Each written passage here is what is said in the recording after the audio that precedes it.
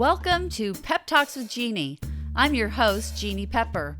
I started doing Pep Talks as a way to inspire you to do intentional acts of kindness and to further the goals of Blaze It Forward. Since Pep Talks began, it has evolved, and now I use it to interview people actively making a difference in this world through their volunteerism, community service, or careers. My guests are all here because they have dedicated their lives to making this world a better place. Join us as we delve into the hopes, dreams, and aspirations of these truly inspiring and hardworking people. This season, we will be focusing on the quiet superheroes, the thoughtful, kind, and forward-thinking community-minded individuals that teach us about resiliency, abundance, and how we can turn trauma, tragedy, and life challenges into meaningful, intentional action to repair our world.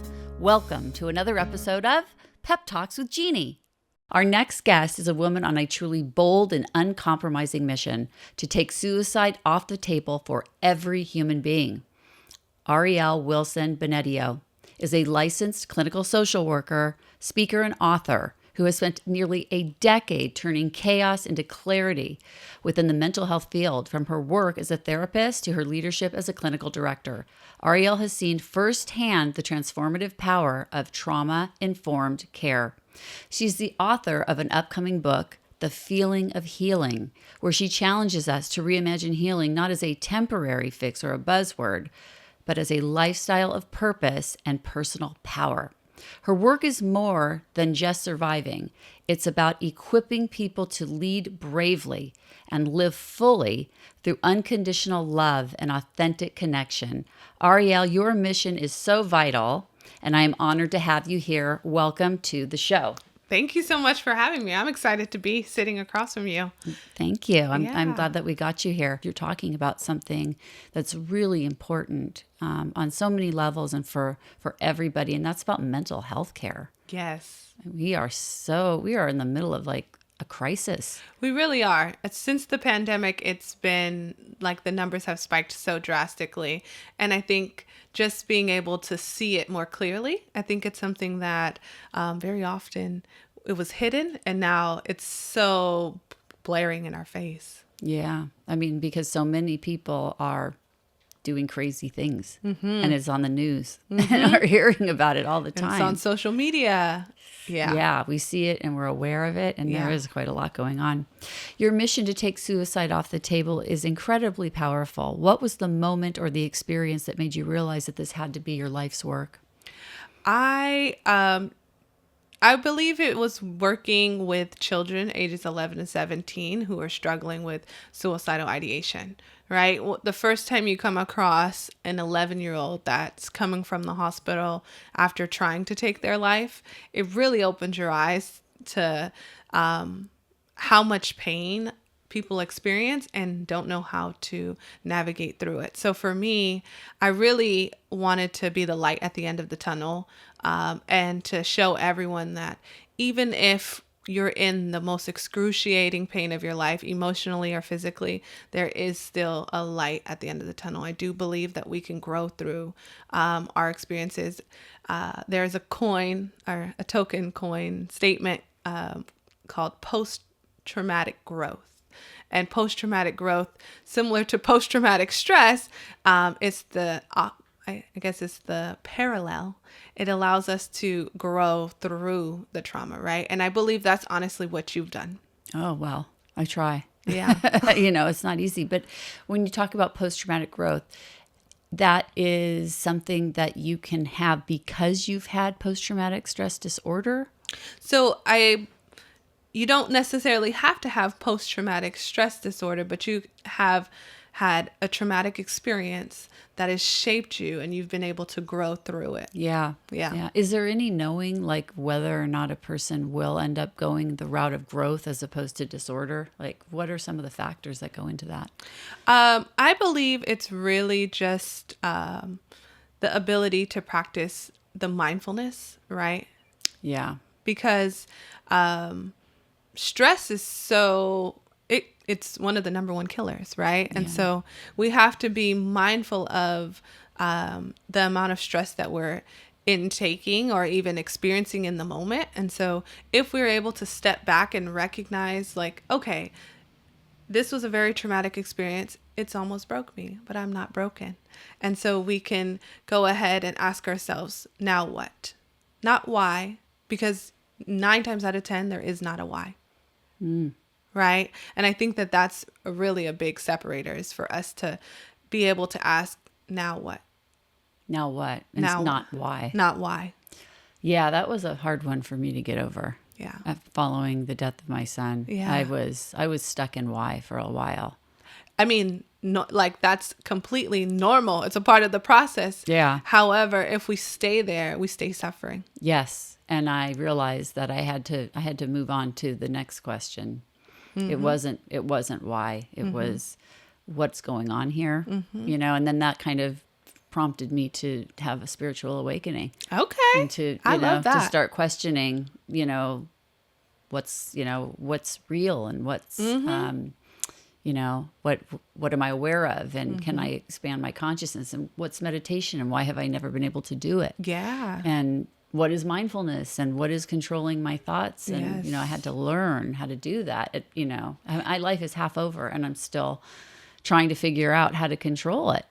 Well, I think even just stepping back and recognizing that when we release control, that gives us actually more control, right? Because where focus goes, energy flows. Yeah. Right? And so if we can shift our perspective, that allows us to regain that control, regain that power over what we want our lives to look like, right? Because when we focus so much on the deficit or the pain or the trauma, that really leaves no space for opportunity or leaves no space for healing or growth. Yeah. Right? Yeah. We always wonder how someone driving down those long stretches of road hit the pole. They're like, there's only one telephone pole in 100 yards or 3,000 yards. And you're like, how did they hit the pole? It's because they were looking at it. Right? And so it's so important for us to recognize where focus goes, energy flows. Wow. That's a really, that's a very good example. Yeah. Really good. It really caught me. You talk about moving from chaos to clarity. In a crisis, how do we help someone find that first glimmer of clarity when everything feels so dark? I'll step back. And so before I was saying we don't want to ask ourselves, why did this happen? But we want to now find a new motivator. So that's now asking us, what will be my why? What is my why to get up each morning? What is my why to push forward? Because in the midst of darkness, in the midst of suicidal ideation, depression, trauma, we have to find a pivotal why. And I use a really, really like cheeky example of that, right? Like most of us want to be healthy. Most of us want to go to the gym. However, we don't have a strong enough why. And so it wasn't until I got engaged that I recognized like, oh, wait a minute, I'm committing my life to someone and we're going to have a family. I need to be healthy. So that was a strong enough why, like to be able to live a long, healthy life. That was a strong enough why for me, rather than the 3 or 4 years that I went without the gym, 0 days of the year. And I was like, oh, I need to get to the gym so I can be cute, so I can be sexy. No, those are not strong enough motivators. We have to have whys that push us, even when it's cold outside or it's raining or it's already dark. It's something to push us. So Yeah. I would go back to when you're in the midst of the chaos, stepping back and changing the lens to see like, what is my why in this season? Because every season it'll change. Will the mind prevent you from doing that? Will your mind, I would say if we have been rehearsing hopelessness and pain like over and over in our mind, it may feel like it. There's a beautiful image that I use. It is a bird in a cage, right? And they're looking through the bars. However, behind them, the door is open. And so if we just step back and shift our perspective, we may see an opportunity to get out. But so many of us stand behind the bars of the cage. Wow. How do we as a community shift the conversation around suicide from one of fear and stigma to one of unconditional love and connection? Oh my goodness. I truly believe that we have to remove our fear and the awkwardness that comes up within us. Because I'm going to tell you, the first time that I had to ask someone, are you thinking about hurting yourself?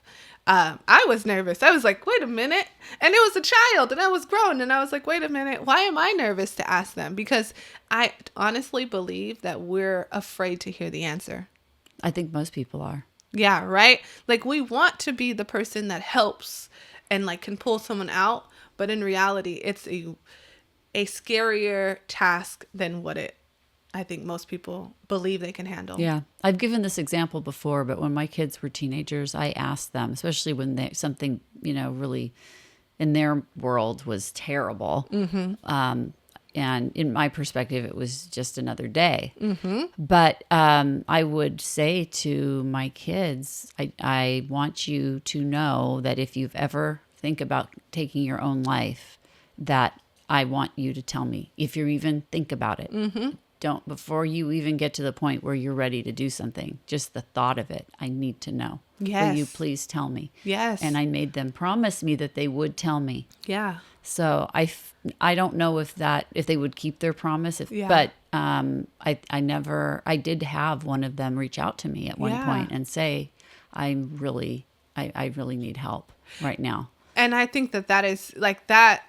If you can't see, but I got chills under here because I think that not only as a mother, but as a human being, it's so important for us to create space. And that's ultimately the connection that I'm looking for from each and every human being that we interact with. It's like, just create a moment of space. You never know if just creating that space or being present with somebody can change. Yeah. And I think that that's the beauty of like therapy, right? Like I'll see clients once a week, but that once a week for an hour really can make a huge impact because that whole time I'm present, I'm connecting, I'm listening and creating a space for them. Yeah. A space that they know is safe. And so often we feel unsafe in this world. Yeah, that's true. After my experience with my kids, I told people, especially like other parents, I said, if you haven't asked your kid to tell you if they ever get that upset that they might consider killing themselves, I told people you should ask your kids to tell you. I don't know if all teenagers feel like they should tell a parent because they don't want to alarm the parent. Yeah. And they don't want to, but I don't know if it is helpful or not, but in our case it was. It really did. I think it was preventative. Yes, definitely. Yeah. I 100% agree. But it's also part of that idea that talking about mental health has been like, in some families it's so stigmatized, like they don't even feel like they can discuss it. And like the idea of somebody going to therapy, there must be something wrong with them. Yes. If they're in therapy. So, and that's the thing, we have to remove that stigma. Why is it an issue to go to therapy? Because we're working on our mental health, but it's not an issue if your child says, oh, can you give me a gym membership? Because they want to work on their physical health. Yeah. Right? Like we don't bat an eye if someone goes to the gym every day. Are things changing? I do think things are changing, but not at the speed that we need them to. Yeah. Yeah. A very traumatizing fact that is like wired in my brain is the CDC in 2023 reported that 49,000 people died by suicide in the United States. It's one of the leading causes of death here in the United States. What's the age usually? You know what? There is a large range, and I don't quote me on the age because I'm not quite sure off the top of my head, but it's getting younger and younger. And that's something that we do know. Oh, that's terrible. Yeah. Oh, that makes me sad. Yeah, because before, maybe 20 years ago, we'd say, oh, somebody going through a midlife crisis or in their 40s and 50s was the highest males, the highest population. But now it's getting younger and younger. And so the demographic is shifting. Do they know like what the reason usually is that people I think there's a plethora of reasons, but I will say personally, I think that social media and technology has really affected the way that people navigate the world. Yeah. And I don't think that people are creating enough genuine connections, right? Liking someone's photo on Instagram or watching someone's video on TikTok is not the same as like stepping back and going and knocking on their door or ringing a doorbell and saying, hey, how are you today? It's like the children will never know what it means to pack up your Barbies and walk down the street. Right. That's funny. Your upcoming book is titled The Feeling of Healing. Yeah. Why did you choose to focus on the feeling specifically? And is healing something we often try to think our way through rather than feel through? Yes. I think feeling is so important because feelings are valid, but they're not facts. And so I always want us to focus on the feelings, because if we can identify our feelings, then we can identify the thoughts and the behaviors connected. Okay. So give me an example. Okay. So, for example, if I was feeling anxious about coming in here to do this podcast, the thought may be, what if I mess up? What if it doesn't get views, right? And then connected to that thought may be, oh, I show up late or I don't prepare or I get caught up in my head. And then that increases the feeling of anxiety. So what we want to do is identify that feeling so that I can disrupt that thought and change the behavior. What's the best way to disrupt that thought?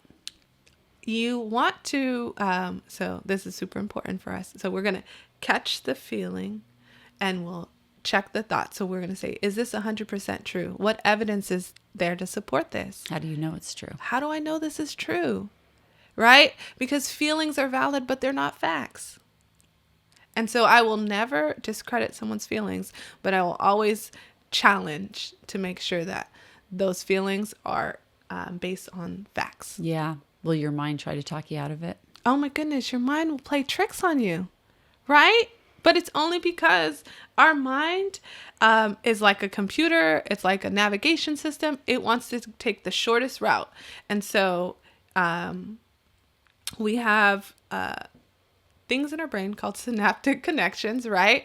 And when we have thoughts or when we have feelings, our brain is like, oh, this thought is connected to this feeling. I need to get from point A to point B. And so before we can even slow down or think about the feeling or the thought, our brain has already went from here to there, right? And so what we're trying to do is create new pathways when we disrupt it. Okay. Yeah.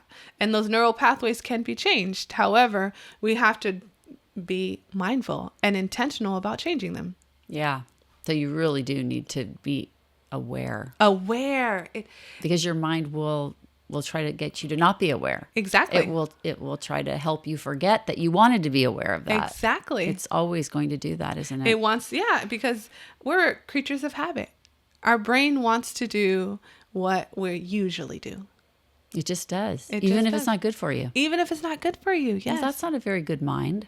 Well, your mind is powerful, right? It wants to be on autopilot most of the time, right? And so we have to step back and, like you said, doing the meditation and practicing the mindfulness, that helps us get off of autopilot. Okay. Because it disrupts the mind's constant squirrel on the wheel. Exactly. Yeah. It's like when you're driving and you're like, how did I get here so quickly? Because your brain turned off, but you were used to going on the specific road and getting home a certain way. Yeah. Yeah. And that happens to me. It happens to all of us. That's for real. You argue that healing should be a lifestyle, not just a buzzword.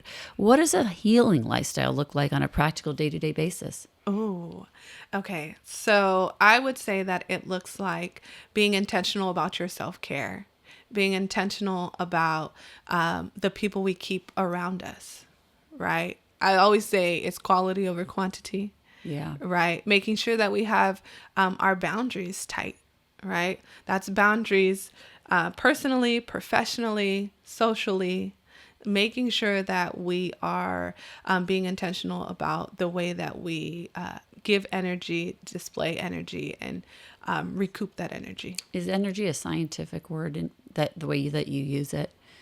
You know what? I would say it's not, but in my practice, I do believe that energy is important. Yeah. And so I guess it would be technically like an alternative thought process, but I believe it goes hand in hand with the cognitive behavioral therapy and the evidence-based practices that I do and the actual healing that takes place.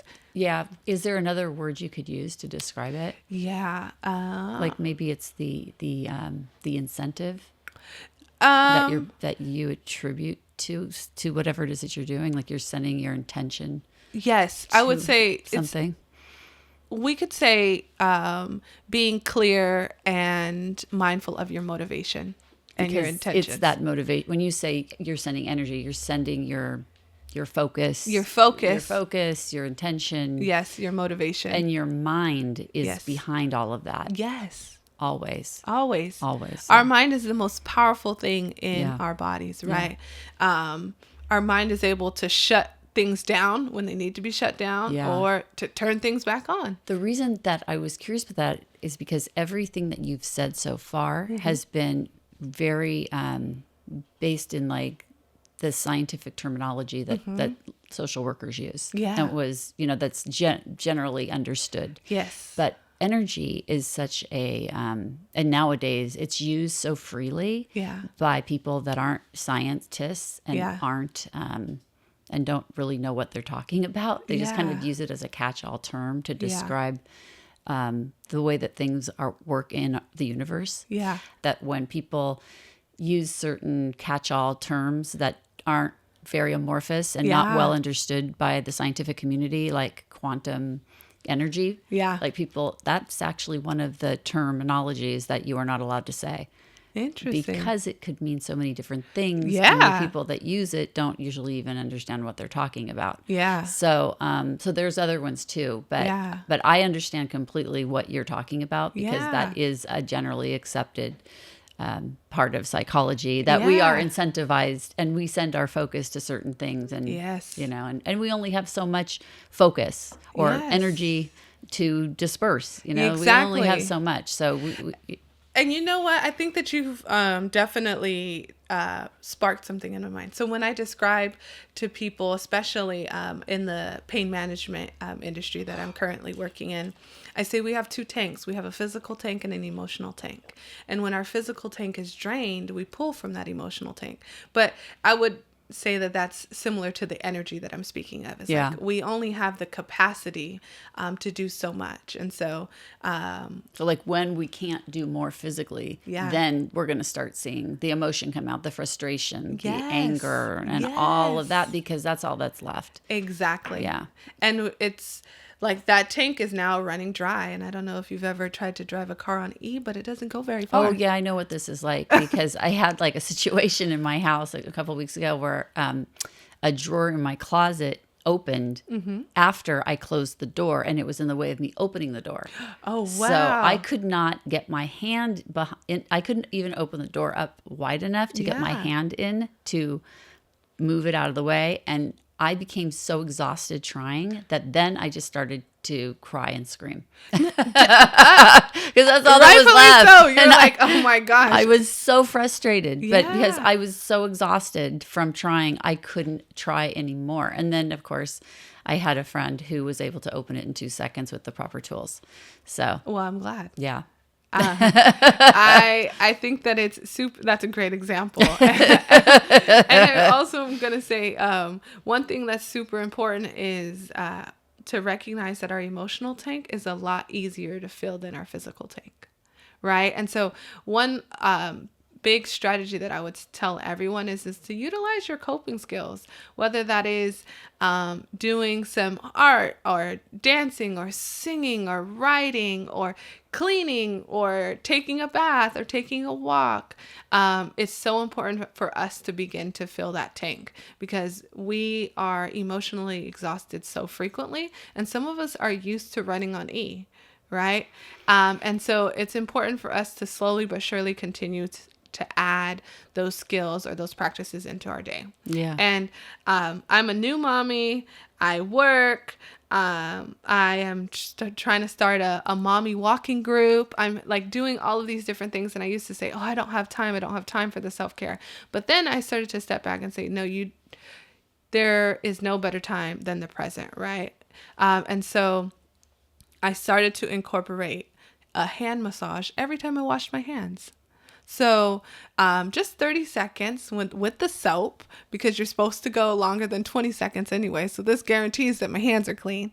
But it's also my time to say, you deserve to be cared for. And usually during or between my sessions, I'll go to the restroom. It's the only reprieve I have. So I'd run to the restroom. And then I started to do this hand massage, and I noticed that I'd be recharged and revamped for my next session. Just from that one, Just 30 30 seconds. seconds. Just 30 seconds of just a little time. Yeah. When you weren't dealing with other people's problems. Yeah. And not to focus on anything but just Yeah. something simple. And you can even add some self-talk to that. Like, and sometimes I do, like if it's a rough session or it was heavy, I'll say like, woof, that was hard. Like, you deserve to be cared for. Yeah. That's kind of like goes with that shifting perspectives. 100%. Yeah. It allows me the ability to be present and to come with a positive attitude every session, right? Like, that's one thing you'll see. Most of my clients are like, good Lord, Ariel, you're so annoying. You smile all day. Like, you're such a happy person and you bring a lot of positive energy. But it's really just because I take those small breaks to recharge. Yeah. And I practice a lot of gratitude. If you can't practice anything else, please take moments to practice gratitude. Yeah, that's really important. Yeah. I think gratitude is what saved me. Yes. Because at the end of the day, I had to start thinking about what happened to my son, not from the cup is half empty of everything I'd lost. I had to start looking at, I got 19 years with this incredible human that taught me so much. Yes. And gave me so much. Yes. And I use that all the time, right? If we can step back, you're such a beautiful soul. I don't know. No, if we really I try. shift our perspective from glass half empty to glass half full, the situation hasn't changed. Yeah. But the way we think about it and the way we feel about it does change. It makes it easier to exist here. Yeah. If you try to see things from what they are giving you instead of what you're missing. Yes. Or what you're getting out of something as opposed to what it's taking from you. 100%. Yeah. And it's moving from that mindset of deficit and lack into the mindset of abundance. That's right. I love that word. Yeah. We've been using it a lot in these sessions. I don't know what it is, if it's the people. They all seem to be really with it when it comes to the idea that we have to live in an abundant world and not a fearful world if we want to make it better. Yes. But it feels like when I get people in here that like seem to just talk about that right away and they get it and they're different. The people that see the world that way, that see the world as an abundant place, as a place where there's plenty for everyone and they want to share and elevate all people. I was just going to say, yeah, they're different. You become different because you no longer are a taker. Yeah. And in my mind, abundance is the opposite of fear. Yes. So when we become abundant, we no longer are afraid of people, afraid of people taking things from us. Yes. Afraid of people hurting us. Yeah. And, we maybe we can stop generalizing so much because we realize in our abundance that we are all part of the same consciousness, the same awareness. Yes. I mean, if we're all aware of the same thing, we must all be the same thing. Yes.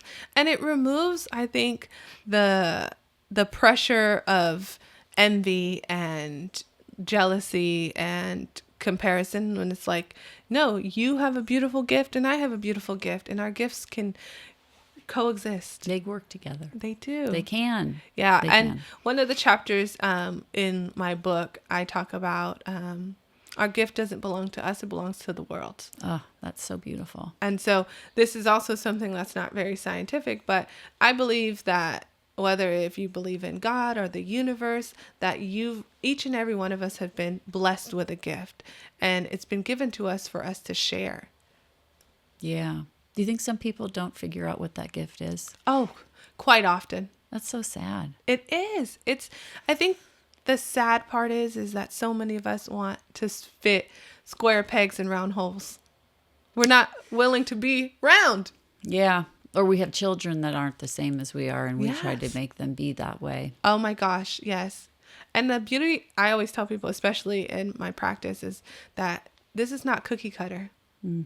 right? Even with the evidence-based practice that I use, it's like I may use a little of this and a little of that and a little of this to treat someone with the same exact diagnosis that the last person had. But it's going to look different because each person is so unique. Right. That's a great point. Yeah. I mean, and that's why there are so many different theories about what can work. And yes. Yeah. Do you think that there could someday be some kind of a unifying theory of psychology? I mean, do you think we'll ever understand the brain and the mind and how to help people?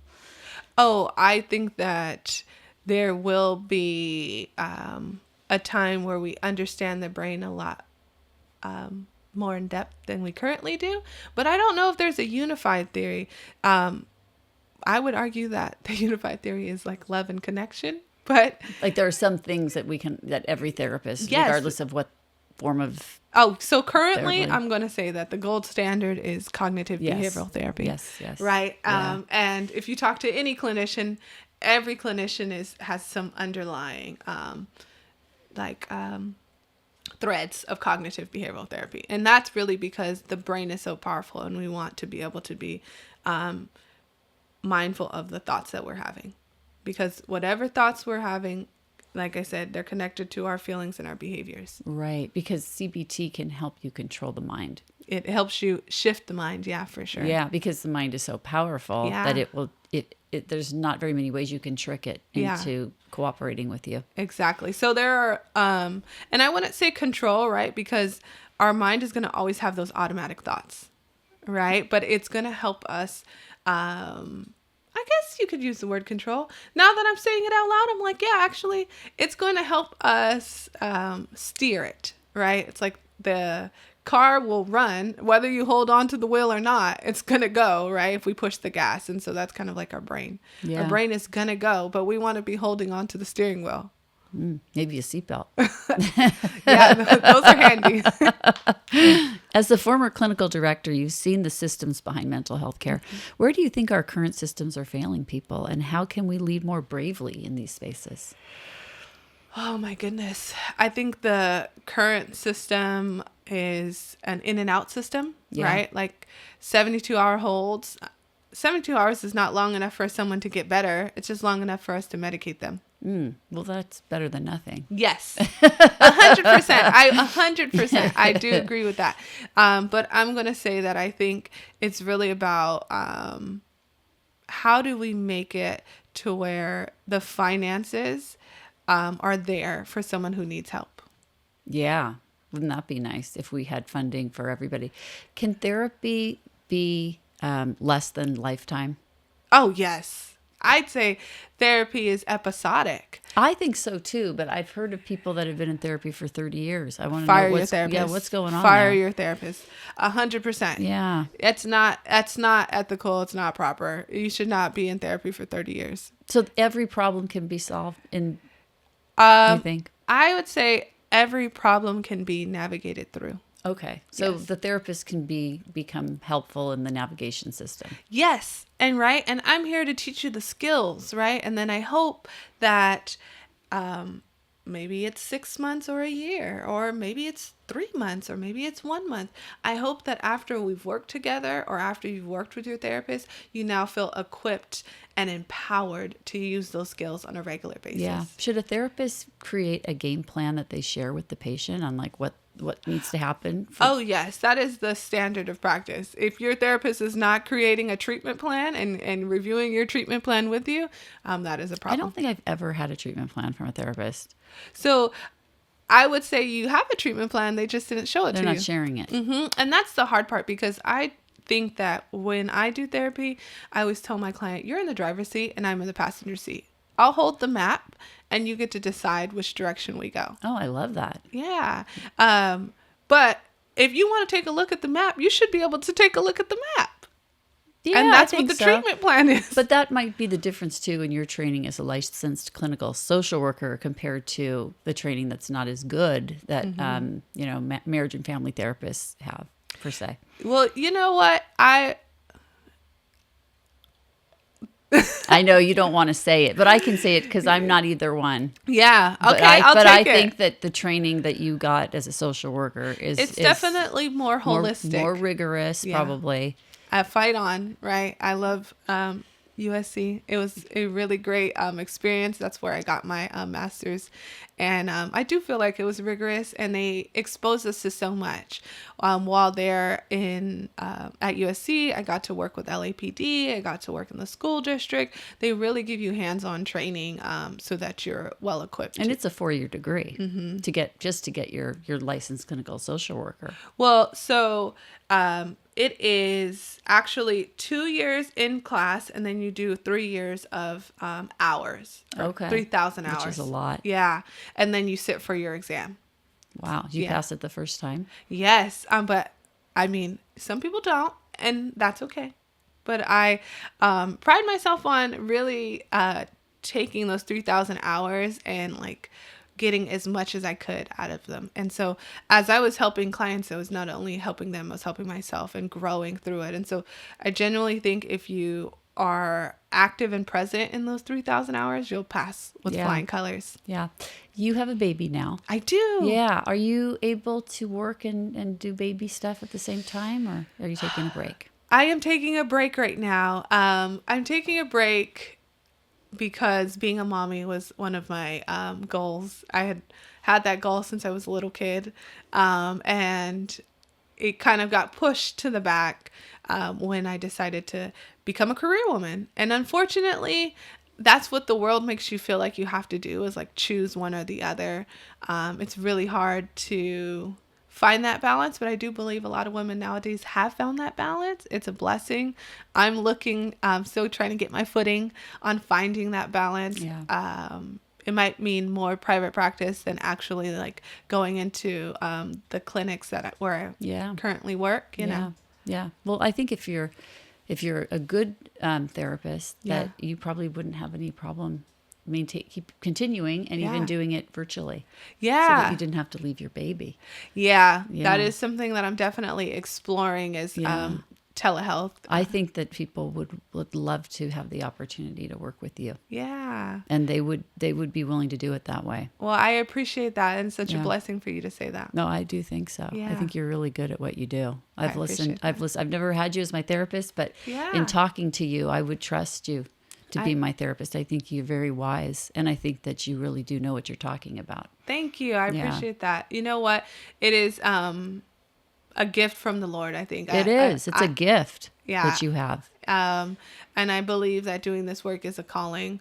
And I've been blessed to like be able to see people's strengths and to be able to be comfortable in the presence of others. Is your mother also a therapist?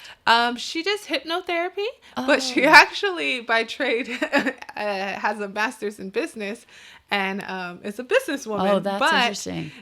She is so fascinated by the brain and healing. And so she did I think it's about 18 months, and then you have to do hours after the 18 months. And so now she's a hypnotherapist. Like a past life regression hypnotherapist?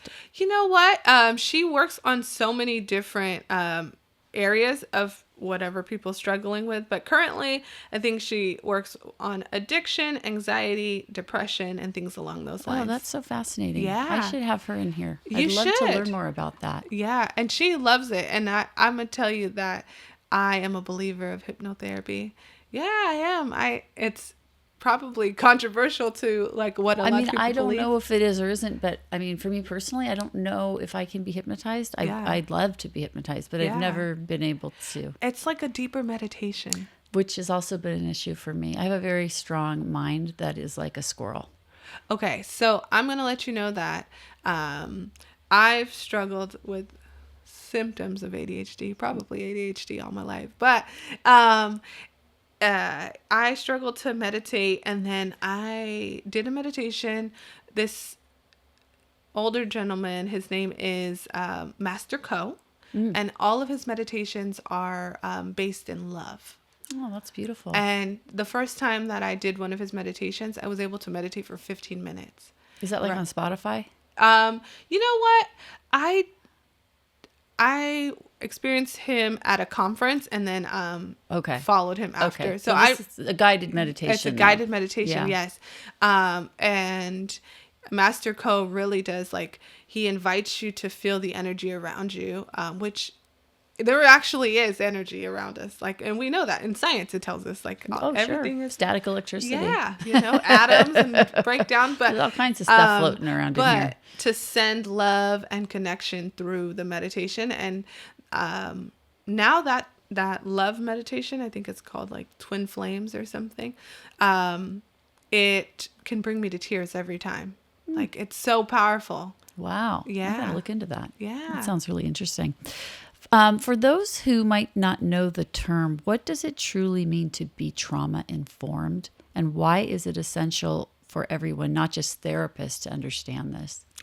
Okay. So I think that it's so important for us to be trauma informed because it changes the way we navigate and care for others, right? Because when someone experiences trauma, it literally changes the brain.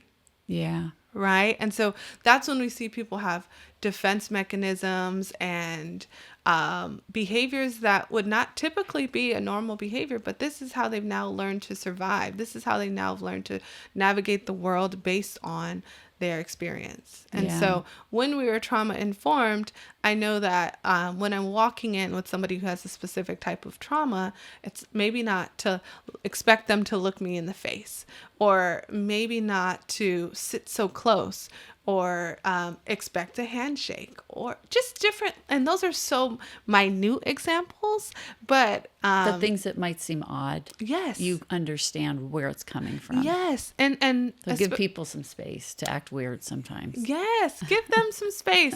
I think it's so important though, because especially from generation to generation, we know they're like, oh, you look people in the eye, right? It just shows confidence, it shows respect, all this stuff. Yeah. But someone who's been traumatized, it may be so scary to look someone in the eye, or not even just to look someone in the eye, but to be seen, because I believe that the eyes are the gate to the soul, right? Yeah. So this is how we see others and people see us. And so when you look somebody in their eyes, it's a form of connection. Yes. Yeah. I mean, it's undeniable. Yeah. Yeah. Unless the person refuses to open their eyes. It's like they're closing the door. That's true. Right? Yeah. On this show, we talk about the power of turning our deepest challenges into advocacy. Mm-hmm. How has your own personal journey informed your practice? I would say my own personal journey, I grew up in the church, and so that was a blessing. However, I think a big part of being in the church was that most people were trying to pray away things that there were doctors and I think there's therapists. A song from the Book of Mormon called Pray It Away. Well, and I think it's so important for us to know that they go hand in hand. I believe that the Lord has blessed people with gifts to be able to help us, right? Like we have electricity, we have cars, right? People have been blessed with talents and skills to be able to. Oh my God. It's telling you, this woman gave me this yesterday as a gift because it looks like a flame to represent Blaze. Yeah. And Blaze just made his presence known to us. Yes. There was absolutely no reason for that to happen. Yeah. It just decided that it was going to leap. So we're going to give you a very special place here, Blaze. Yay. So that hopefully you will stay there and not move. Not move. Stay.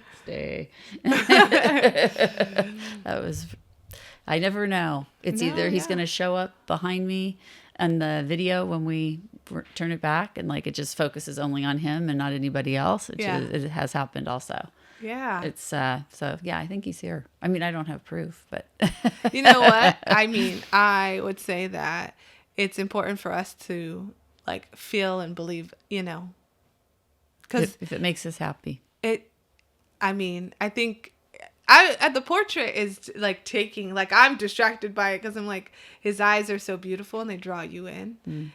So I agree. Like his presence is felt. Yeah. Yeah. At least for me, but maybe you too. Yeah. Yeah. So how can we better equip at Promise youth and underserved communities to feel that healing is something they are entitled to? And I don't know, did we finish the first question or did Blaze disrupt us?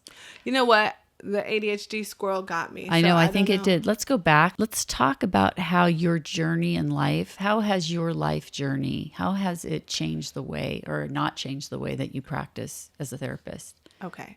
So it's definitely changed the way that I practice, because I want to take everybody's experiences and backgrounds into consideration, right? I grew up in the church, and so I think that for so many people, having that spiritual underlying or foundation is very helpful, right? However, I think that there are tools that each professional and that the universe or the Lord has blessed people with to be able to help us move past just the foundation that we have, right? You can't have a house with just a foundation. Right. We have to bring in more materials. And so I think that that's really a big thing for me. And it also has helped me know that there are some communities that need some extra attention in terms of navigating the mental health system, right?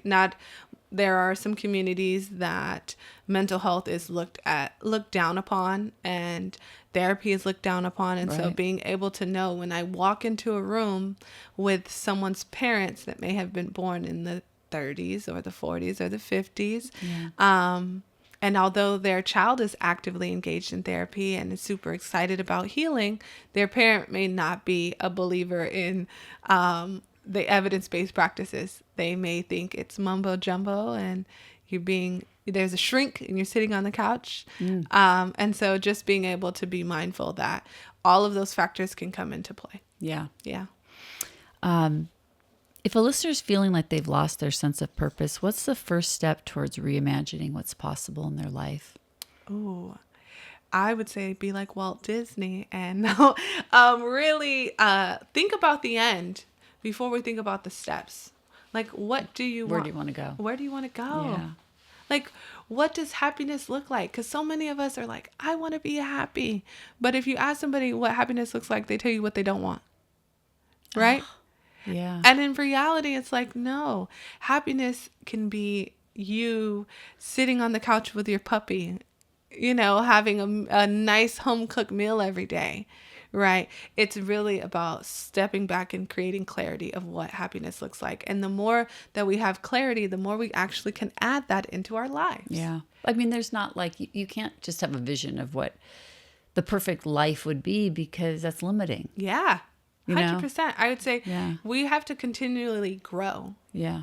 Right? No matter what age you are, we're growing. And the brain can grow and heal at any age. Really? Neuroplasticity. I love it. Even like people that are my parents' age? Yes. I've worked with clients that are in their 80s, and those are my most favorite clients. I'm like, oh, this is grandma number 1 and grandma number 2. Now, wow. Yes. And like, especially the older adults that are ready. And they're like, honestly, I'm in my 4th quarter. I have nothing to lose, right? And they're willing to take steps and be bold and, take a trip down the coast on the train by themselves because they're excited about life again. There's so much. So I would say neuroplasticity, the brain can grow and change at any age. Oh, that's awesome. Let's do some rapid fire with Ariel Wilson Gbenedio. Yes. Okay. These are designed to be quick, punchy, and deeply insightful to help my listeners feel an immediate, authentic connection with your mission. Okay. So let's go for it. What's the one word that best describes authentic connection? That's such a great question. And it might not be a one word. I want to have a profound answer. Yeah. No.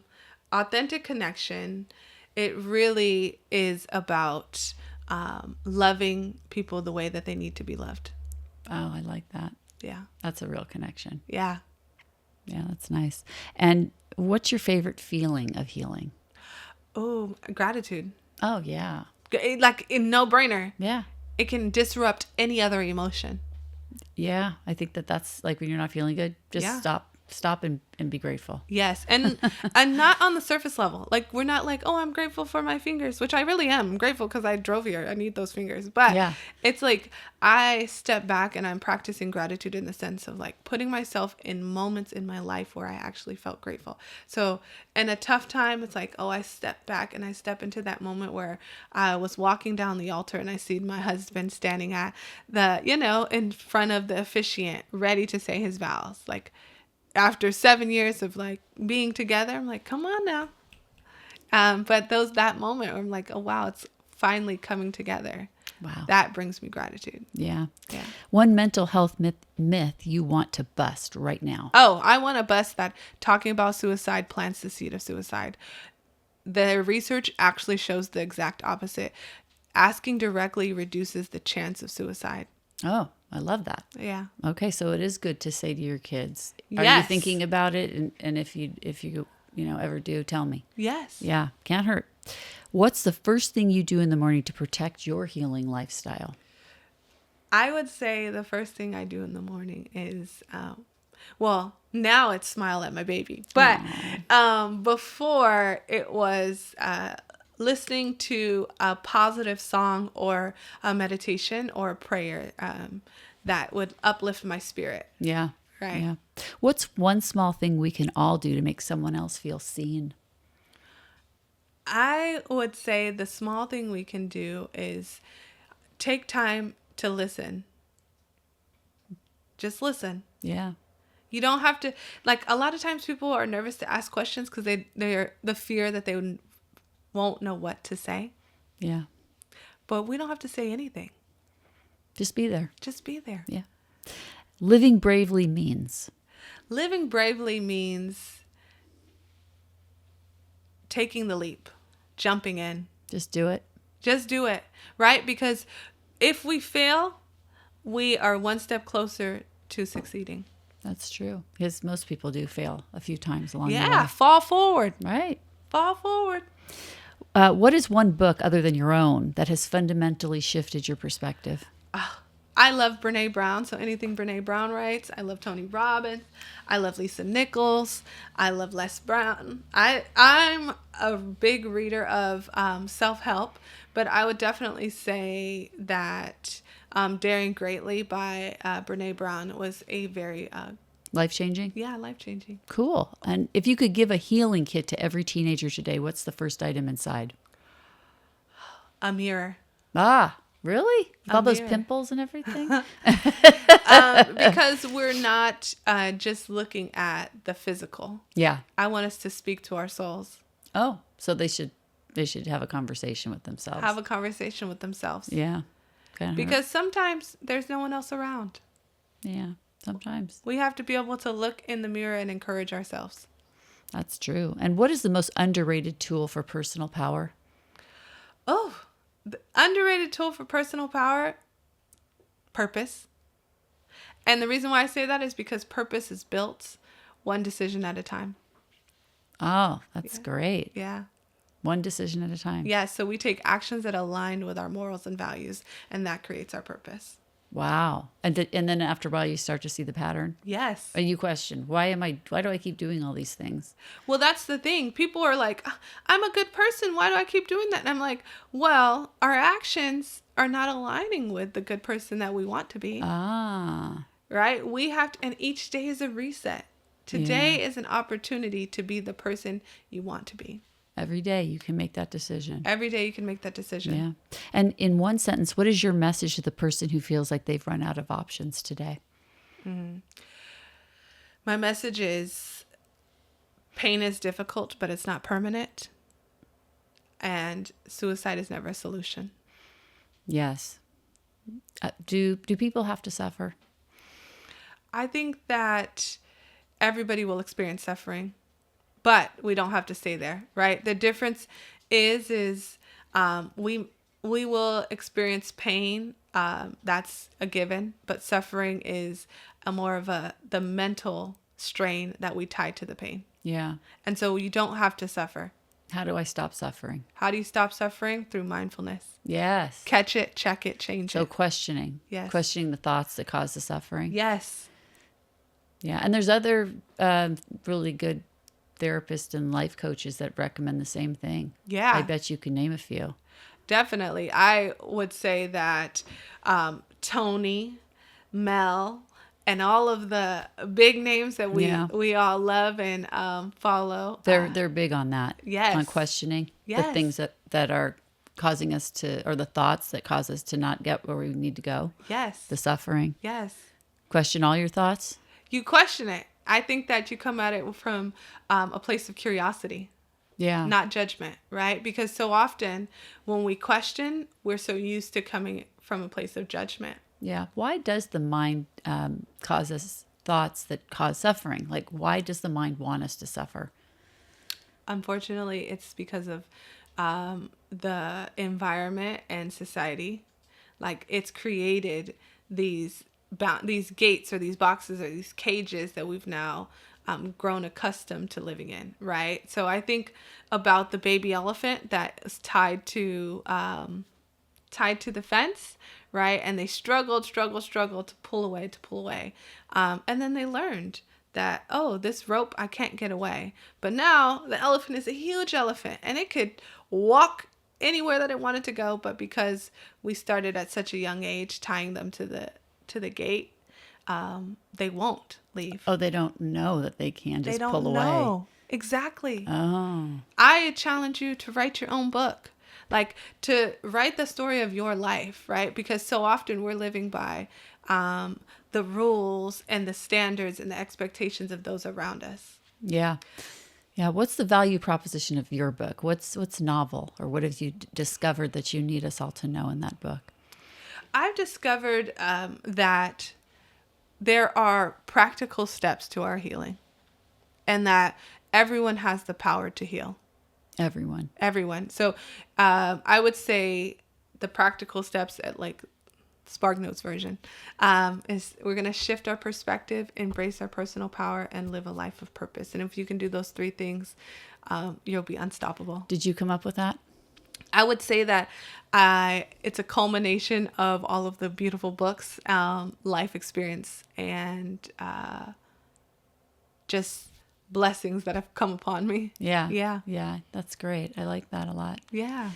Internal family systems. Mm-hmm. What do you know about it? Do you like it as a theory? I do like internal family systems, because I think that so often when you try to look at someone as an individual, we're not taking into account, like I said, those experiences and that culture that they've been brought up in, right? And so everybody plays a role. Everybody has a place in the system, especially in the family system, right? And so depending on what your role is in that system, it changes the way you navigate through the world. Yes. Okay. Yeah. I wonder if you are familiar with the IFS system that I'm thinking of.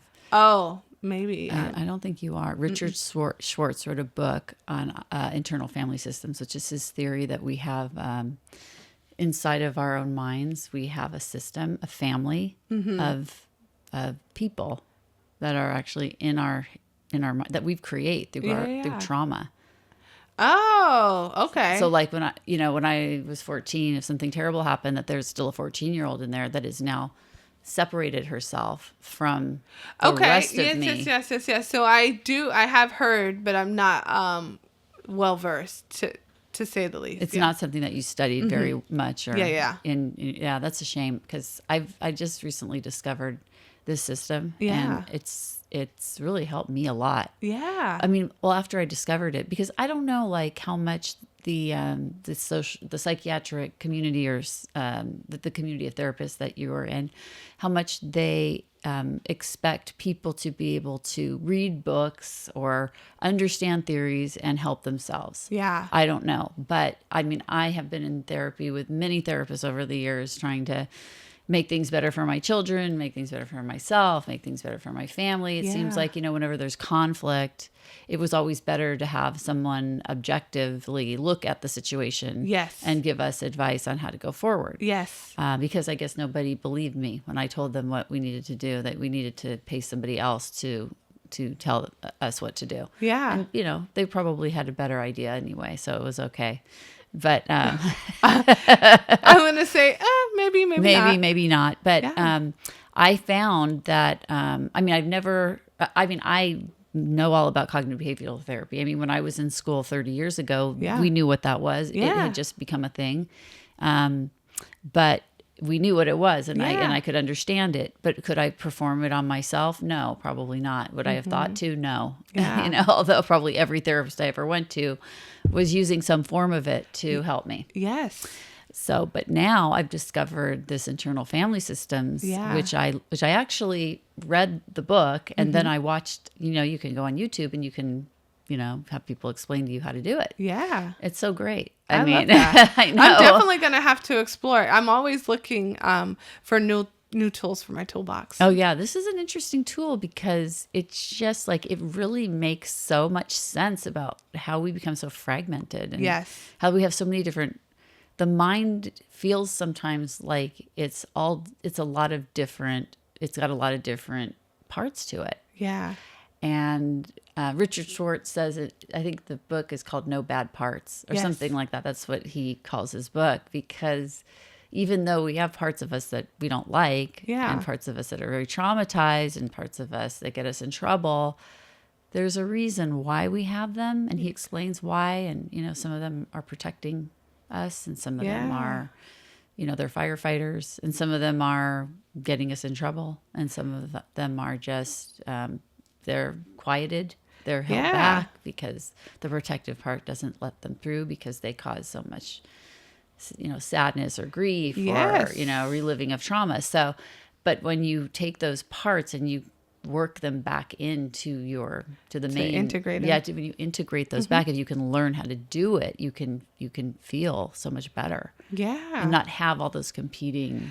Okay, so things. yeah, that's very similar to how we address trauma. In most practices where, like, I use CBT, but I also use like narrative therapy, and so creating trauma timelines and like pinpointing like monumental events that have changed us, and then we rewrite that event, right? We rewrite it because so often we've tied very strong, scary feelings to those experiences. And we've made them about us, right? We've internalized. Oh, yeah. And so it allows us to pinpoint all of these separate incidents that have created the person we are today. Yeah. But through rewriting it. So whether it was like having a very abusive father or something like that, right? And then having a very specific experience. I've had plenty of clients that had abusive fathers, but where they're like, at 5, this happened to me. And so then, but they've made it to where the story that they tell themselves is like, I'm unlovable. I'm a problem. And so then we go back and rewrite that. And it's like, my father was in pain. He wasn't able to see me. I am lovable because I choose to love me. And others have loved me along the way. Yeah. Yeah, that's really nice. I first became aware of this kind of therapy with one of my kids. I remember the therapist said to my son, he said, we're going to change your narrative because everybody has their own internal story of what has happened. And you can rewrite that story. Yep. You don't have as many times as you need to. You don't have to keep saying the same thing over and over again as your story. You can reframe it like you were saying, because again, sometimes when we write these stories, the glass is half full. And then over time we start to see that it's well, maybe it was the other way. It was half empty and now it's half full. Yeah. Right? Okay. So yeah, we can change the way we look at things over time. So yeah, you can always rewrite the story. Yeah. And I think also too, for us to step back and recognize that only hurt people can hurt people. Is that true? Well, maybe on purpose. I think I would say only hurt people can hurt people. And I think that hurt comes from hurt. Right. Yeah. So it's kind of it's a vicious cycle. It is a vicious cycle. Yeah. And the way we change it is one person at a time. And it starts with us. Oh, that's deep. Yeah. So do you think that if we could heal, I don't know what percentage of the population it would have to be, and get them to make amends with all the people that they've hurt, that we could fix this world? I do, but I don't even know if we have to go back and make amends, because sometimes that sets us up for, that's probably going to be controversial, but sometimes it could set us up for failure, right? Yeah. Because when we're ready to heal and we're ready to ask for forgiveness and apologize, some people may not be ready to give us that forgiveness. And then what? And then what, right? Yeah. And that may stop us in our tracks. Yeah. And then you could be moping around for years waiting Yes. for that person to come around. Yes. Maybe they Or won't. we can decide each day that those behaviors that I did to hurt somebody, I will not do again. Yeah. You know, and if I do, say I get snappy or snooty with somebody, I will intentionally stop myself and break the cycle there in that moment. Yeah. Yeah. Some people have mental health issues that are physiological also. Oh, yeah.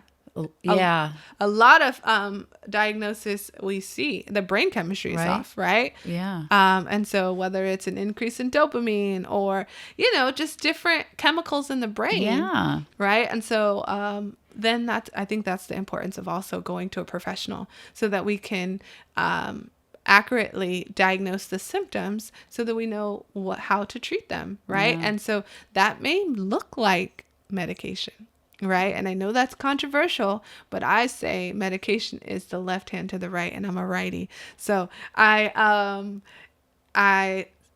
let's say therapy is your right hand. Right. And we could go through life with just the right hand. We'd make it through. Yeah. But life is so much easier when you can use both hands. Yeah. You could do macrame too. Yeah. So it's so important for us to be mindful. And even to some people think they look at mental health medication very differently than they look at health medication, which is all health medication, right? Yeah. If I told you had diabetes and had to have insulin for the rest of your life, you would grieve and then you would take your insulin, right? Yeah. So it's the same. If you have bipolar 2, manic depression, right? And I tell you, oh, you might have to be on lithium, or you might have to be on this mood stabilizer to help you balance through the rest of your life. We should be able to grieve and then take the medication as prescribed by your professional. Right. Right. Yeah. So it's not a big deal. I think it's really just pushing ourselves through the grieving process and breaking through from the stigma that we have around it. Yeah. ADHD. Mm-hmm. A lot of people are being diagnosed with that now. Yeah. I mean, I personally like having it. It's my superpower. I think so. I mean, I've got lots of energy, never bored. Yeah. I think it bothers the people around us more than it bothers us.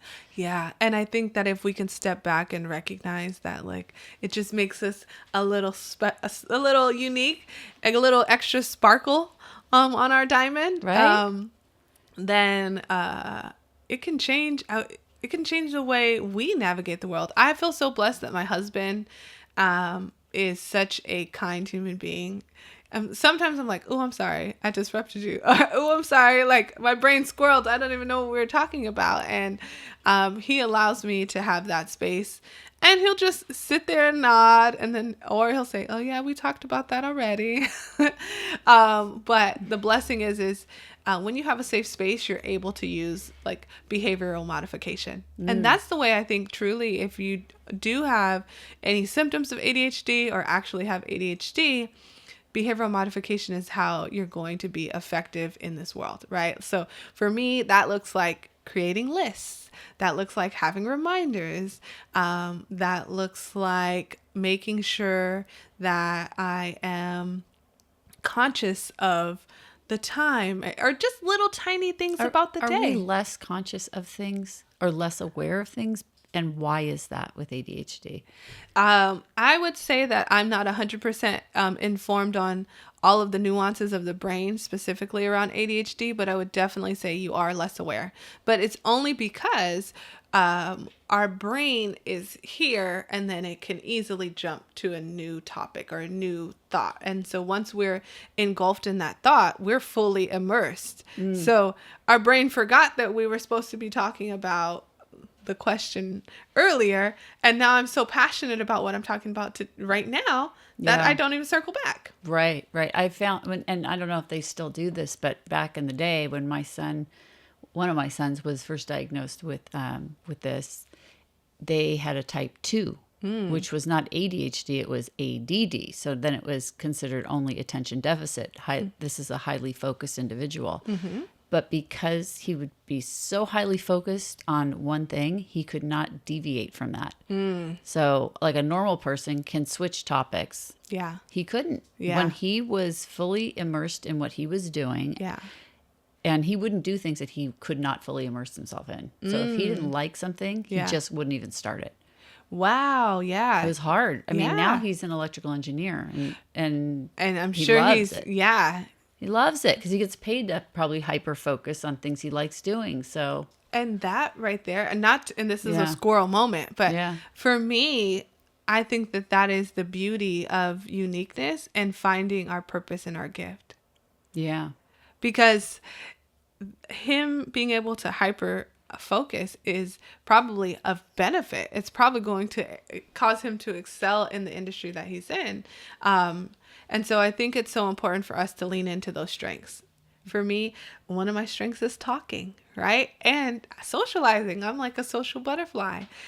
So being a therapist comes very naturally because I'm like, oh, I love people. And I see people, every person has strengths. Yeah.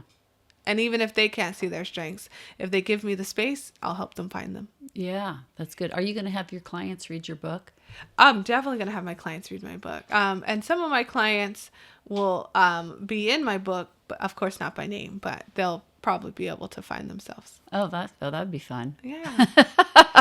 No, yeah. I truly believe that each and every one of my clients have blessed me, and I hope that I've been able to be a blessing to them. Yeah. Would you be sad if you couldn't go back to work? No. The reason why I would say I wouldn't be sad about not going back to work is because I believe that I could still do the work outside of the structure. Like, I don't need four walls to help me be a blessing to the world. So you would still, in your own way, you'd be giving therapy. You'd be helping people. I'd be helping just people. Not getting paid for it. Yeah. Maybe. And then it's kind of the reason why I am exploring the life coaching, right? So there's less parameters, and people come ready and excited to grow. So what's the difference between someone that's looking for life coaching and someone that's looking for therapy? I would say that therapy is a lot more structured, and it's usually more linear. There's a goal. There is, life coaching, there's a goal too, but it is more gray, right? We can play outside the box. Yeah. Yeah. When it comes to therapy, I think that it is very important for us to take the evidence-based practices into consideration at all times. Yeah. Right. And when it's life coaching, I'm like, let's go do a sound bath. Like, let's go get that. Let's find that spiritual awakening that you're looking for. Yeah. Let's push ourselves. Let's jump in. Right. And so in therapy, there's no telling. Yeah. You wrote a book. Is it finished? It's not finished. Okay. I'm putting a little razzle dazzle on it, but Okay. It's primarily finished. Do you have a publisher? I'm going to self-publish more than likely through, the big conglomerate. Yeah. Yes. You know what I'm I talking know about. which one you're talking about. Yeah. So just because it's easier to get it out to the public. I totally agree. Yeah. Yeah, that's great. And then why get involved in public speaking? I know you're speaking on the 19th of this month, and then you'll be speaking at... Why do that? Because you just like to talk, or? No, because I truly believe that the message of taking suicide off the table is one that everyone needs to hear. I agree. I'm so glad you're doing that. Yeah. Is your speech be the same as the speech you give on the 19th? It'll be very similar, but not exactly the same. I would like to incorporate more of the feeling of healing into it. Yeah. Yeah. I like that. I like the topic. What made you think to do speeches about suicide? I think the reason why I am motivated and passionate about doing speeches around mental health and suicidal ideation is really just because so many people feel like it's a taboo or a touchy topic. Yeah. And I'm comfortable. I'm comfortable in people's uniqueness and their weirdness. What is that? I don't know. But it's like death. People are uncomfortable with anything having to do with Yeah. with death. Yeah. I mean, like the speech that I give on the 19th. Yeah. It's about that entirely. It's about the idea that, as someone that's experienced a traumatic loss, losing my child, I get sucked into having to talk about it with people that I barely know. Yeah. Because one of the first things that you talk about when you meet somebody is, the very basics of your life. If you're married and if you have kids. Yeah. And so inevitably it comes up, and nobody is comfortable with me dropping that bomb on them. It always gets eyes wide open. Yes. Like, what's going on? Yeah. And then I feel like I have to explain myself. Okay. And then I have to think, well, how much do I need to explain? Like, how much do I have to tell them so that they don't think I'm crazy, weird, or making this up? Because it just sounds so bizarre. The whole story is so bizarre. But, I've just kind of, I don't know if I'll ever I would get challenge there. you to take that pressure off. Like, I know that it is a lot of pressure. If someone feels uncomfortable with your story, that's their business. I agree with you. I think so, but I still feel it. Because I'm such an empath. Yes. I always pick up that from them immediately. I feel that energy. Yeah. I feel that vibration coming off of them of just like bewilderment, fear. I think it's really just they're afraid or don't know what to say next. That is exactly right. And why should they? I don't know what to say. I mean, when my friends have lost their children, there's nothing you can say that makes it better. So do you say nothing? And when I heard your story, the first thing I said was, wow. Yeah, it's a wow. Wow. Mm-hmm. And to be honest, I think wow is the best response that I could give. Because there's nothing I could say that changes your story or changes the way you feel about your story. Yeah, I think it's just an acknowledgement of I'm hearing you, and that's a lot. Yeah. That's a lot for somebody to experience. You're on the strong soldier list. You've been doing this for a long time, so I don't need to, tell you how sorry I am and all of that, which some people feel the need to do that because, they genuinely are sorry. Yeah. But, it's been 8 years for me. Yeah. So, I've had to move on. Yeah. And not only that, but like, think about this, like for people that have lost loved ones and over time now maybe they have grandchildren or maybe they have more children. And so somebody coming up to them and saying, I'm so sorry, years later, it doesn't mean the same thing because now they're not sorry anymore because they have new people in their family who would who would not exist if not for the tragedy, perhaps. Yeah. I mean, it's kind of weird to think about it that way, but we're linear. Yeah. So at one time, what might have been a terrible tragedy 5 years later could have been the reason why something fabulous happened in your life, something incredible, something miraculous. So as sad as you might be about what happened, would you go back and fix it and not have the other parts of your life unfold the way that they did? Yeah. It's a difficult question. It's a very difficult philosophical question, which no one should have to make that decision. No. I just saw a movie where, one of these deep philosophical questions is asked of the people watching the story. It's called Eternity. I believe it was the name of this movie I just saw on Amazon Prime. Okay. And it is the question that is posed is, if you had if at your death you had the opportunity to spend eternity with your first husband who died after just a few years of marriage in a war, or spend it with the man that you had your children with and spent the rest of your life with, 65 years of your life with, who would you spend eternity with? I would go the latter. Yeah, you say that, but imagine what it would be like for that person struggling who's just been reunited with the person that she hasn't seen since she was 22 years old. You're right. Yeah. So, I mean, being confronted with that, and imagine you don't look like you're 87 years old, which is when you died. You look like you did the day that this person died. Yeah. No, I think that is a very interesting, question, and I do think it poses a lot of thought, right? Yeah. It's like, would you redo your life if you could? Would you be someone else if you could? These are really hard questions, and sometimes Not everybody thinks about these things because they are hard. Yeah, they are hard. But I would always challenge you. Like, it's easier for us to say the grass is greener, but I'm like, is the sun just positioned in the right place at that time? Or, you know. Yeah, well, the grass might be greener, but we have no idea what's going on in the house. Yeah. No. And also, too, I mean, I always challenge people. I'm like, if the grass looks greener, let's go to Home Depot and get some manure. Yeah, go fix up yours. You know what? Right? Let's put some time, love, and care, TLC, into ours. Absolutely. Yeah. So, there's all these, these questions. So when somebody says, I'm so sorry about your loss, I pray that there is a day when I can say, I'm good.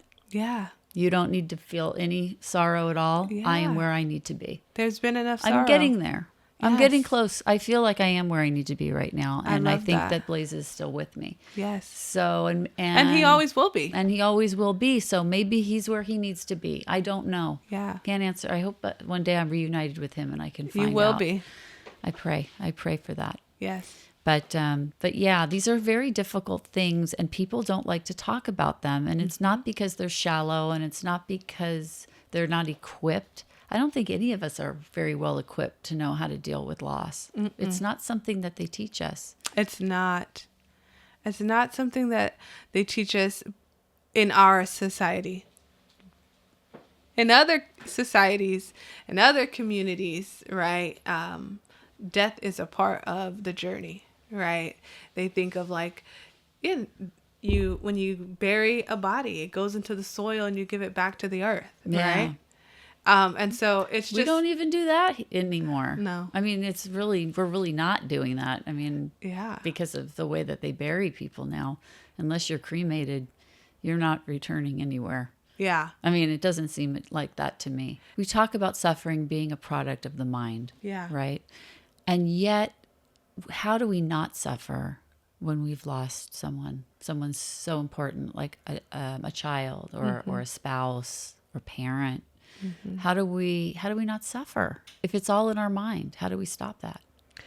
I think it's about acknowledging and nursing the pain without tying the judgment and negative thoughts around it, right? So many of us question, like, could I have done something different?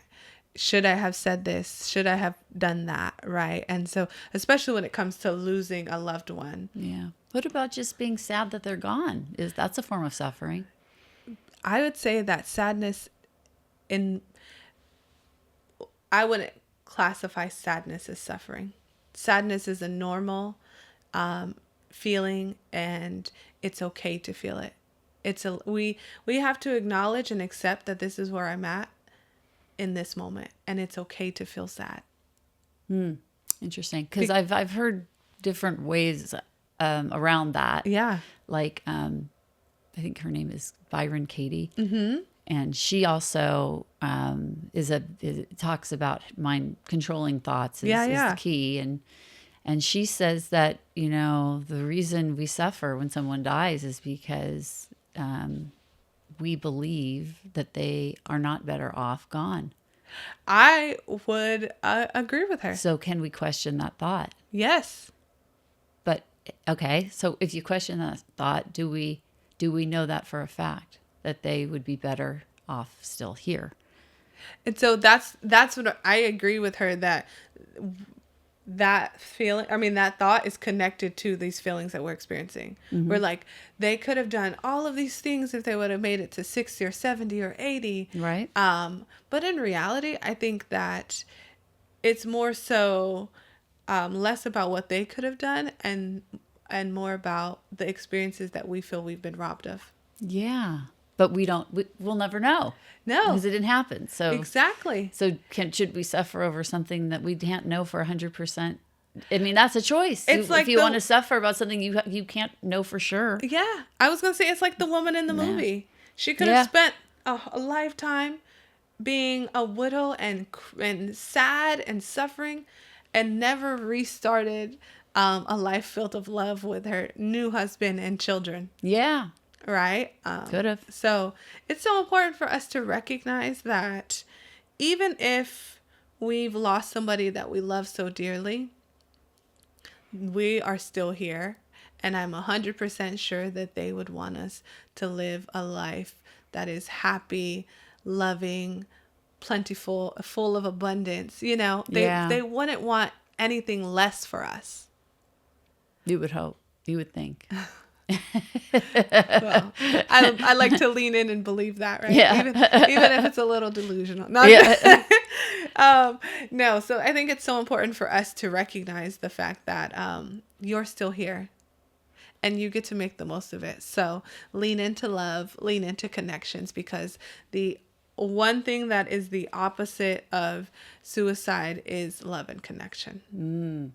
So as long as you've got love and connection, you probably wouldn't pull the trigger. Yes, people are homeless on the streets.